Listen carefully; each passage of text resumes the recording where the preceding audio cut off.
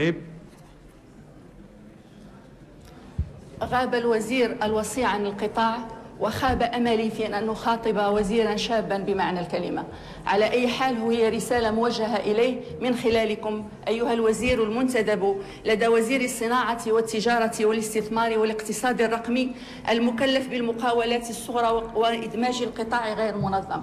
كما ترون أنتم تسبحون في 6 قطاعات حيوية هي بحر تأمها جميع المراكب والمناكب، بحر يختزل كل المصاعب والمصائب، وأيضا يختزن دررا وكنوزا. أيها الوزير الشاب، هي قيد إرادتكم وهمتكم وخيالكم.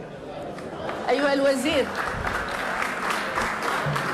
الوزير الشاب، كنا لنتقبل جوابكم المرسوم والمسطر بدقة وعناية لو تعلق الأمر بوزير آخر من قطاع آخر، وما أكثرهم تقلبوا في مناقب ومناصب شتى أصبحنا معها نحفظ عن ظهر قلب حدود إمكانياتهم التي لا ترقى إلى ما ننتظره من وزير شاب، من مسؤول جديد عن قطاع جديد في عهد جديد لحكومة جديدة لدستور جديد ولتعديل جديد وفي أوج الانتفاضات والانتكاسات.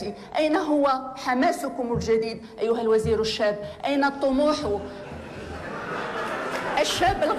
الشاب الغائب، أين الطموح؟ أين الصروح؟ أين جنون الشباب؟ أين الفنون؟ أو تدري سيد وزير، أو تدري كم ناضلنا وكم جاهدنا جميعنا من أجل أن تكونوا والمرأة هنالك وها هنا، ليس فقط من أجل التأثيث أو التأنيث، إنما من أجل ضخ دماء جديدة في بركة السياسة الآسنة والآسفة.